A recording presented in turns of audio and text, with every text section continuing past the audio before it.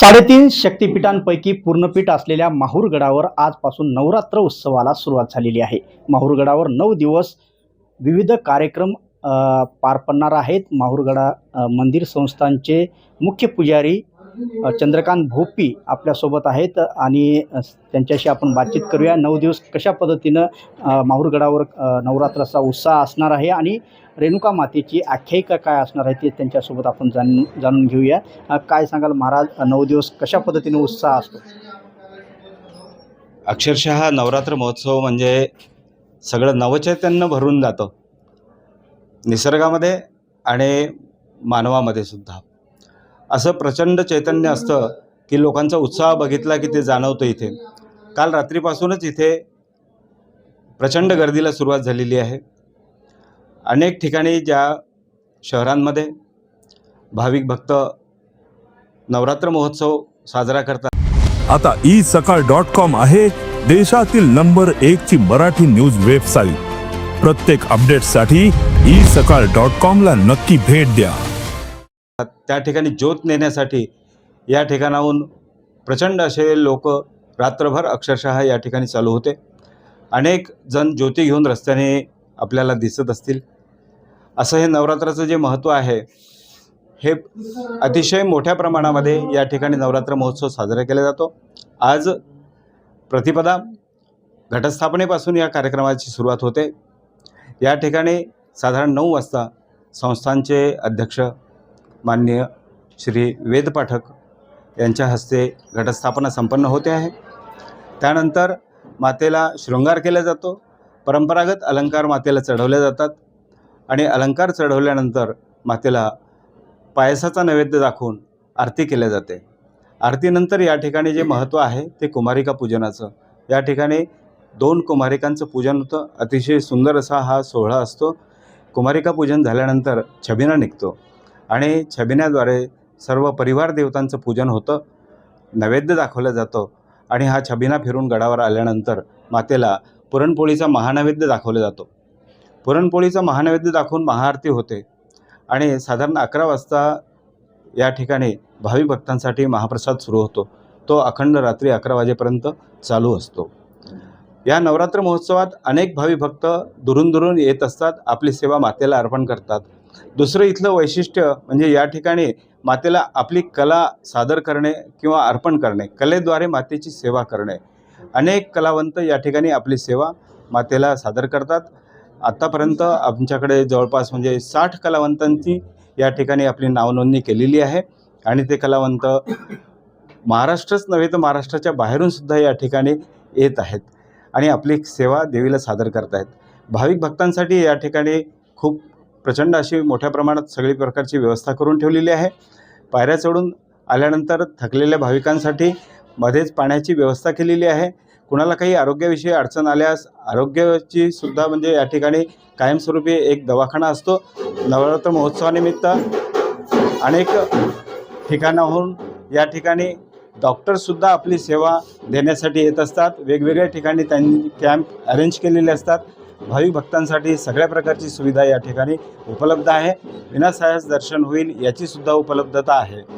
ज्या भाविकांना घाई असेल, दर्शन होणार नाही, ते पायरीचे दर्शन घेतात। पायरीवर सुद्धा आपण मोठ्या प्रकारची एक स्क्रीन लावलेली आहे की त्या माध्यमातून सुद्धा त्यांना दर्शन व्हावं, अशी ही भाविकांसाठीची सुविधा आहे।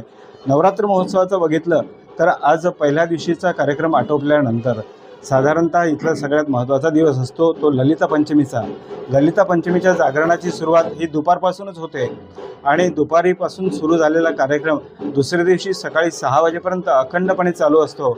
अनेक कलावंत या ठिकाणी कला सादर करीत असतात। या ठिकाणी रोजच भजन, पूजन, कीर्तन, प्रवचन अशा वेगवेगळ्या प्रकारचे वेगवेगळे संगीतमय आणि बऱ्याच वेळा म्हणजे बाहेरच्या आलेल्या ज्या महिलांचे ग्रुप असतात, दांडिया वगैरे सारखे, ते पण या ठिकाणी अतिशय सुंदर असे कार्यक्रम होत असतात। त्यानंतर सगळ्यात दुसरा महत्त्वाचा दिवस येतो तो म्हणजे सप्तमी आणि अष्टमीचा। सप्तमीला महाकाली माता किल्ल्यामध्ये विराजमान आहे। त्या ठिकाणी इथून मातेला शृंगार नेला जातो। मातेची विधिवत पूजा करून मातेला शृंगार चढवला जातो आणि अष्टमीच्या हवनाची परवानगी मातेकडून घेण्याची, महाकाली मातेकडून घेण्याची या ठिकाणी परंपरा आहे. महाकाली मातेच्या परवानगीने अष्टमीच्या हवनाला सुरुवात होते. अष्टमीचं हवन नवमीला समाप्त होते. नवमीला पूर्णाहुती होते आणि पूर्णाहुतीनंतर घटाच्या माळा वर केल्या जातात. तसेच विजयादशमीला इथून भगवान परशुरामांची पालखी निघते. ही पालखी समोरील जो पर्वत आहे त्या पर्वतावर वरदायिनी मातेचं मंदिर आहे. वरदायिनी मातेचं दर्शन घेऊन भगवान परशुराम तिथून सुवर्ण आणतात आणि ते मातेला अर्पण करतात. आणि त्याप्रमाणे मग दसऱ्याचा उत्सव भाविक भक्त एकमेकांना शुभेच्छा देऊन या ठिकाणी मोठ्या प्रमाणावर साजरा होतो. आणि खऱ्या अर्थाने नवरात्राची समाप्ती जी होते ती कोजागिरी पौर्णिमेला. कोजागिरी पौर्णिमेच्या दिवशी सायंकाळी 6 वाजता कार्यक्रमाला सुरुवात होते. तो रात्री 12 वाजेपर्यंत चालतो आणि 12 वाजता मातेला दुधाचा नैवेद्य दाखवून आणि आलेल्या सगळ्या भाविक भक्तांना दुधाचा प्रसाद दिला जातो. असा हा कोजागिरी पौर्णिमेला नवरात्र महोत्सवाची सांगता केली जाते. या ठिकाणी विश्वस्त मंडळाने आमचे अध्यक्ष तसेच सेक्रेटरी आणि कोषाध्यक्ष या सर्वांनी या ठिकाणी विशेष असं लक्ष घालून या ठिकाणी संपूर्ण व्यवस्था करण्यात आलेली आहे. भाविक भक्तांनी या नवरात्र महोत्सवातील मातेच्या दर्शनाचा, महाप्रसादाचा व येथील कार्यक्रमांचा अवश्य लाभ घ्यावा अशी मी सगळ्यांना विनंती करतो. सगळ्यांना नवरात्र महोत्सवाच्या शुभेच्छा देतो. जय जगदंब, जय जगदंब, जय जगदंब. एकंदरीत पाहिलं तर देवीची आख्यायिका काय आहे ते आमच्या दर्शकांना सांगा. आदिमाया आदिशक्तीचं जे 3.5 शक्तिपीठापैकी मूळ पीठ म्हणजे माहूरगड. माहूर, तुळजापूर, कोल्हापूर आणि सप्तशृंगीचं अर्धपीठ असे ही 3.5 शक्तिपीठं आहेत. या ठिकाणी भगवान परशुरामांना दर्शन देण्यासाठी माता भूमीतून वर आलेली आहे. ते स्थान म्हणजे आता जे मंदिर आपल्याला दिसतं ते मंदिराच्या पश्चिमेला मातृतीर्थ नामक स्थान आहे की ज्या ठिकाणी मातृतीर्थावर जमदग्नी ऋषी आणि रेणुका माता यांचे अग्निसंस्कार झाले. जमदग्नी ऋषीचे अग्निसंस्कार झाले. रेणुका माता त्यामध्ये सती गेल्या. रेणुका माता सती गेल्या म्हणजे रेणुका माता ह्या अग्निकुंडातून उत्पन्न झाल्या होत्या आणि रेणुराजा यज्ञ करत असताना त्या हवनातून त्या उत्पन्न झाल्या आणि उत्पन्न झाल्यानंतर त्या रेणुराजाच्या घरी वाढल्यामुळे त्यांचं नाव रेणुका ठेवलं होतं. कालांतराने त्यांचा विवाह जमदग्नी ऋषींशी झाला आणि हे परशुराम हे त्यांचे पुत्र. परंतु या ठिकाणी ज्यावेळेस माता अग्निप्रवेश करते त्यावेळेस अग्नीतून उत्पन्न झालेली शक्ती परत अग्नीमध्ये विलीन झाली. ते स्थान म्हणजे श्रीक्षेत्र माहूरगड. भगवान दत्तात्रयांनी परशुरामांना सांगितलं की परशुरामा, तू इथे शोक करत बसू नको. तुझ्या हातून बरंच कार्य घडायचं आहे. तू माझ्यासोबत चल, मी तुला आईचं दर्शन घडवतो. पूर्व दिशेला दत्तात्रयांचा आश्रम आहे आणि पश्चिमेला मातृतीर्थ. हे मातृतीर्थावरून निघाले आणि आश्रमात जात असताना या पर्वतावर आल्यानंतर त्यांना भूमीतून असा एक प्रचंड आवाज झाला आणि त्यांनी मागे वळून बघितलं. दत्तात्रयांनी सांगितलं होतं की मागे वळून बघू नकोस, पण हे दुःखामध्ये होते आणि त्यांनी मागे वळून बघितलं तर माता भूमीतून वर येत होती. ती फक्त मुखाएवढी वर आली होती. म्हणून या ठिकाणी फक्त पूर्णपीठ असूनसुद्धा मातेचा मुखवटाच आहे आणि माता म्हणजे साक्षात पार्वतीचा अवतार आहे. जमदग्नी ऋषी हे भगवान शंकराचे अवतार आहेत आणि साक्षात दत्तात्रय ऋषी हे तिन्ही देवांचं प्रतीक आहेत की ब्रह्मा, विष्णू आणि महेश यांचं एकत्रित रूप म्हणजे दत्तात्रय ऋषी. आणि हे सगळं सामर्थ्य होतं ते अनसूया मातेमध्ये.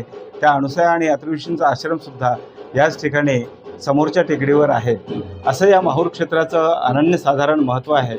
आपण सर्वांनी या ठिकाणी एकदा अवश्य दर्शनासाठी यावं व मातेचा आशीर्वाद घ्यावा व नवरात्र महोत्सवातील कार्यक्रमांचा आस्वाद घ्यावा.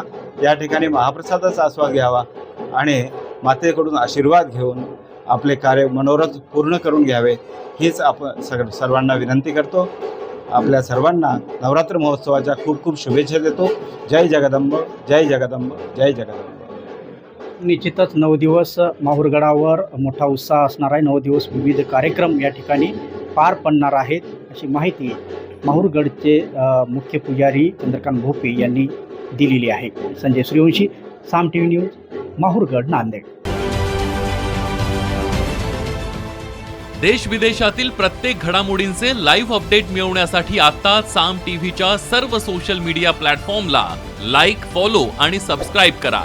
तसंच सर्व नोटिफिकेशनसाठी बेल आयकॉन प्रेस करायला विसरू नका.